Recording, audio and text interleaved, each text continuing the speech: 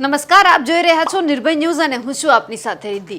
Weather અપડેટમાં આજે વાત કરીએ આજે કયા જિલ્લામાં હળવાથી મધ્યમ વરસાદની સંભાવના વ્યક્ત કરવામાં આવી છે। આ સાથે જ હવે ગુજરાતની અંદર વરસાદની જે વિદાયની તારીખ છે તે પણ હવે જાહેર કરી દેવામાં આવી છે, એટલે કે 1 તારીખથી એટલે કે ગઈકાલથી ધીમે ધીમે વરસાદે વિદાયની શરૂઆત કરી દીધી છે। પરંતુ એ દરમિયાન પણ હજુ ઘણા બધા વિસ્તારો એવા છે કે જ્યાં હળવાથી મધ્યમ વરસાદની સંભાવના છે।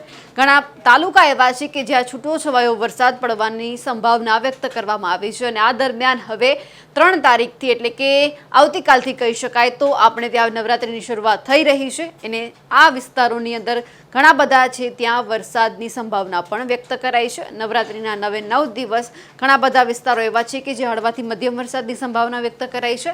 આ દરમિયાન આજે કયા એવા જિલ્લા છે કે જ્યાં હળવાથી મધ્યમ વરસાદની સંભાવના વ્યક્ત કરવામાં આવી છે? આપણને અત્યારે ગુજરાતના 4 જિલ્લા એવા દેખાઈ રહ્યા છે કે જ્યાં હળવાથી મધ્યમ વરસાદની સંભાવના છે, જેમાં અમરેલી, ભાવનગર, સૌરાષ્ટ્રના 2 જિલ્લાનો સમાવેશ થાય છે। દક્ષિણ ગુજરાતની અંદર નવસારી, વલસાડ, દમણ, દાદરા નગર હવેલીનો જે આ પટ્ટો છે તે વિસ્તારમાં આપણને હળવાથી મધ્યમ વરસાદની સંભાવના દેખાઈ રહી છે। એટલે કે ગુજરાતમાં હવે ધીમે ધીમે ચોમાસું છે તે વિદાય તરફ જઈ રહ્યું છે। આખું ગુજરાત આપણને કોરું દેખાઈ રહ્યું છે। ફક્ત 3 થી 4 જિલ્લા કહી શકાય કે જ્યાં હળવાથી મધ્યમ વરસાદની સંભાવના છે। ગમે ત્યારે છૂટોછવાયો વરસાદ પડી રહ્યો છે, ક્યારેક તડકો, ક્યારેક છાંયો અને ક્યારેક વરસાદ પણ આવી રહ્યો છે। નવસારી, વલસાડમાં પણ એ જ પરિસ્થિતિ આપણને જોવા મળી રહી છે। આજ સાથે ગુજરાતની અંદર હવે જ્યારે ચોમાસું ધીમે ધીમે વિદાય લઈ રહ્યું છે, દરમિયાન નવરાત્રિમાં પણ વરસાદની સંભાવના વ્યક્ત કરવામાં આવી છે। આપણે 1 તારીખ એટલે કે ગઈકાલની સંભાવના જોઈએ તો જે આપણને સૌરાષ્ટ્રના 3 જિલ્લામાં વરસાદ દેખાતો હતો, નર્મદા, સુરત, તાપી, ડાંગ, વલસાડ, દમણ, દાદરાનગર હવેલીમાં પણ આપણને વરસાદ પડેલો જોયો। આવતીકાલની પરિસ્થિતિ જોઈએ તો ભરૂચ, નર્મદા, સુરત, તાપી, નવસારી, ડાંગ, દમણ, વલસાડ, દાદરાનગર હવેલીમાં પણ આપણને હળવાથી મધ્યમ વરસાદની સંભાવના દેખાઈ રહી છે। આજે દક્ષિણનો વિસ્તાર છે ત્યાં આપણને હળવાથી મધ્યમ વરસાદની સંભાવના છે। અમદાવાદ, ગાંધીનગર, અરવલ્લી આ કોઈ જ વિસ્તારની અંદર વરસાદ આપણને નથી દેખાતો। વડોદરાની સ્થિતિ પણ અત્યારે સામાન્ય બની ચૂકી છે। ખાસ કરીને વિંડીના માધ્યમથી જોઈ લઈએ કે આજે આખા દિવસ દરમિયાન વરસાદની શું પરિસ્થિતિ રહેવાની છે, કારણ કે ગુજરાત અત્યારે એકદમ આપણને કોરું દેખાઈ રહ્યું છે। 9-10 વાગ્યાની આજુબાજુ જોઈએ તો ફક્ત સુરત, વલસાડના વિસ્તારોની અંદર જ આપણને વરસાદ દેખાઈ રહ્યો છે। સુરત, વલસાડ, નવસારી, તાપી, ડાંગ આ બધા વિસ્તારોમાં આપણને વરસાદ દેખાય છે। હળવોથી મધ્યમ વરસાદ છે। એ સાથે જ આપણે જે અમરેલી, ભાવનગરની વાત કરી હતી ત્યાં પણ આપણને હળવાથી મધ્યમ વરસાદની સંભાવના દેખાઈ રહી છે।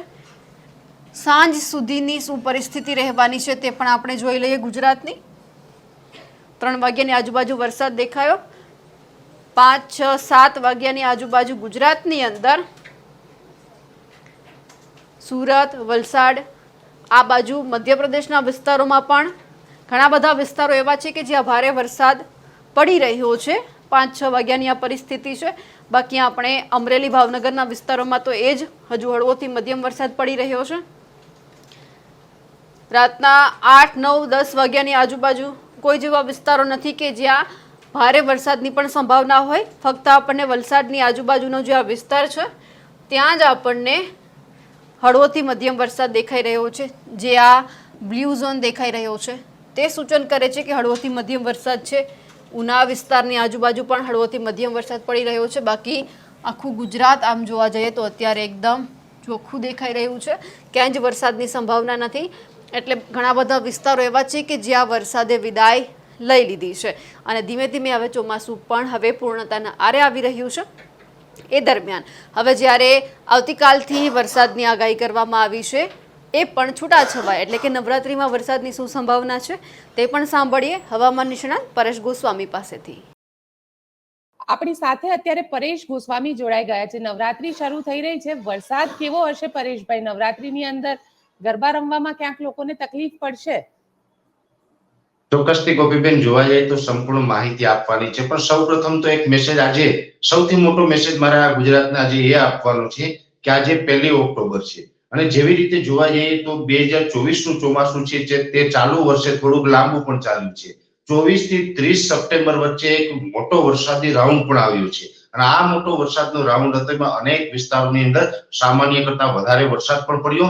પણ ગઈકાલે આ રાઉન્ડ છે 30 સપ્ટેમ્બરના રોજ પૂર્ણ થયો અને આજે 1 ઓક્ટોબર થી રાજ્યમાંથી ચોમાસાની વિદાયની શરૂઆત થઈ ચૂકી છે. આ સૌથી મોટા સમાચાર છે. અત્યારે મોન્સૂન વિડ્રોઅલ પ્રોસેસ છે એ ચાલુ થઈ ગઈ છે. ચોમાસાની ધીમી ગતિએ વિદાય છે, પણ ચોક્કસથી વિદાય છે ચાલુ થઈ ગઈ છે. એટલે હવે મેં ઘણા સમયથી અમારું એક અનુમાન હતું કે બંગાળની ખાડીની જે સિસ્ટમ છે એ 24 થી 30 સપ્ટેમ્બર વચ્ચે જે રાજ્યમાં વરસાદ પડવાના છે એ છેલ્લી સિસ્ટમ હશે. એટલે હવે આગળના દિવસમાં બંગાળની ખાડી કે અરબ સાગરમાંથી કોઈ મોટી વરસાદી સિસ્ટમ આવે તેવી શક્યતાઓ દેખાતી નથી. હા, એક ચોક્કસથી છે કે રાજ્ય ઉપર એક સારું એવું ચોમાસું પસાર થયું છે અને એમાં પણ છેલ્લે સારા એવા વરસાદો પડ્યા છે ગોપીબેન, જેને કારણે રાજ્યના 850 અને 700 HPA લેવલે એક ભેજ રહી ગયેલો હોય અને આ ભેજ છે એ સ્વાભાવિક રીતે જ્યારે ચોમાસું લાંબુ ચાલે ત્યારે 850 અને 700 HPA લેવલે ભેજ રહી જતો હોય છે. એ સાથે ઓક્ટોબર મહિનો છે, આમાં તાપમાન પણ સામાન્ય કરતા ઓછું જોવા મળતું હોય છે.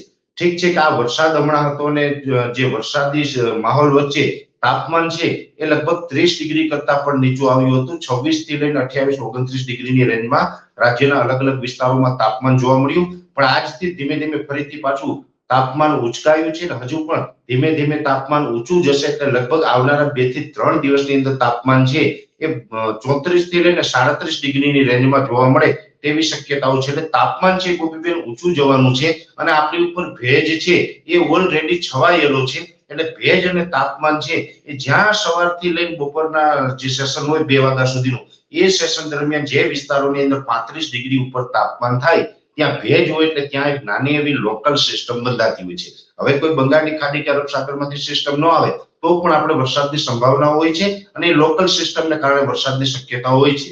હવે એ લોકલ જે સિસ્ટમ બનતી હોય છે એ ખૂબ નાની સિસ્ટમ હોય, વધારે વિસ્તારમાં વરસાદ આપવા માટે સક્ષમ નથી હોતી અને એ જ્યારે વરસાદ પડતા હોય છે ત્યારે 30 મિનિટ 60 મિનિટ કે વધીને 90 મિનિટ સુધીના એ વરસાદો આપણે જોવા મળતા હોય છે. તેમાં જ્યાં વરસાદ પડે ત્યાં થંડરસ્ટોર્મ એક્ટિવિટી થાય, ગાજવીજ અને પવન સાથે વરસાદો તોફાની વરસાદ પડી જતા હોય છે અને બપોર પછીના સેશનમાં પડતા હોય છે, કેમ કે બપોર સુધી તાપમાન ઊંચું જાય, બપોર પછી એ સિસ્ટમ બને અને એ સિસ્ટમના કારણે વરસાદ પડે છે. હવે એ વરસાદ છે મેં આપણે જણાવ્યું કે 30 મિનિટ કે 60 મિનિટ સુધીના જે હોય છે અને એ વિસ્તારની દ્રષ્ટિએ પણ ખૂબ ઓછા વિસ્તારને પ્રભાવિત કરતા હોય, કેમ કે સિસ્ટમ નાની હોય છે. જે વિસ્તારમાં વરસાદ પડે 1 થી 2 કિલોમીટરના એરિયામાં એ સિસ્ટમ છે વરસાદ આપવા માટે સક્ષમ હોય. વધારે કોઈ મોટા વિસ્તારમાં વરસાદ આવે તેવી શક્યતાઓ ન હોય.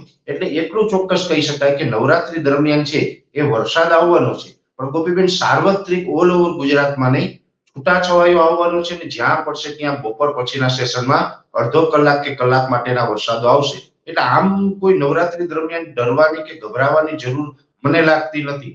નવરાત્રી છે આપણો જે લાંબો તહેવાર છે, વર્ષમાં ઘણા બધા અનેક તહેવાર આવે છે, એમાં સૌથી લાંબો તહેવાર છે એ નવરાત્રી ગણવામાં આવે છે. આપણો 10 દિવસનો તહેવાર છે અને એમાં પણ ગુજરાતમાં તો બહુ ખૂબ ધામધૂમથી નવરાત્રી મનાવવામાં આવે છે અને મારા ગુજરાતી ભાઈઓ બહેનો છે ને આ વખતે નવરાત્રી વ્યવસ્થિત માણી શકશે અને આ પર્વની આપણે વ્યવસ્થિત ઉજવણી પણ કરી શકશું. હા, એક ચોક્કસ છે કે આ ભેજને કારણે જે છૂટાછવાયા થંડરસ્ટોર્મ એક્ટિવિટીના વરસાદો આવવાના છે એટલે એને કારણે અમુક વિસ્તારની અંદર થોડુંક ડિસ્ટર્બ થઈ શકે છે.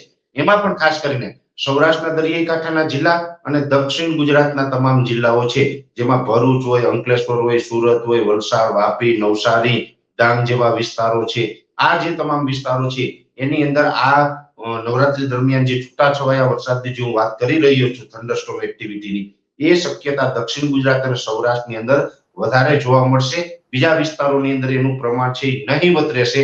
એટલે નવરાત્રી દરમિયાન પણ છૂટાછવાયા વરસાદ પડશે ને એમાં પણ ગભરાવાની જરૂર એટલા માટે નથી બેન કે નવરાત્રી આપણો 10 દિવસનો તહેવાર છે તો જરૂરી નથી કે 10 દિવસ આવવાનું છે. કોઈ વિસ્તારની અંદર માની લઈ કે ભરૂચમાં એક દિવસ પડ્યો છે, બીજે દિવસે નહીં પડે, બીજે દિવસે કદાચ સુરતમાં હોય, ત્રીજે દિવસે વરસાદ છે એ ભાવનગરમાં હોય, ચોથે દિવસે અંકલેશ્વરમાં હોય, એમ છૂટાછવાયા રોજ અલગ અલગ વિસ્તારમાં હોય. એટલે આપણે એકાદ દિવસ કોઈ જગ્યાએ ડિસ્ટર્બ થાય પણ સાર્વત્રિક રીતે જોવા જઈએ ઓલ ઓવર નવરાત્રીનો માહોલ છે સારો જ રહેવાનો છે એવું મારું અનુમાન છે. આ જે વરસાદની વધુ શક્યતા છે એ પણ 7 અને 8 જે ઓક્ટોબરનું જે સમય છે, 7 અને 8 ઓક્ટોબર એની આસપાસ થોડું થંડરસ્ટોર્મ એક્ટિવિટી વધારે થાય તેવું એક અમારું અનુમાન છે બેન. આપના વિસ્તારમાં અત્યારે કેવો વરસાદ પડી રહ્યો છે કે પછી તમારા વિસ્તારમાં અત્યારે હવે તડકો નીકળ્યો છે અને જે ચોમાસું છે તે હવે વિદાય તરફ જઈ રહ્યું છે, તો તમારા વિસ્તારમાં વરસાદ છે કે નહીં કમેન્ટ કરીને ચોક્કસથી જણાવજો. સાથે જ નિર્ભય ન્યૂઝને લાઇક, શેર અને સબસ્ક્રાઇબ કરવાનું ભૂલશો નહીં. નમસ્કાર.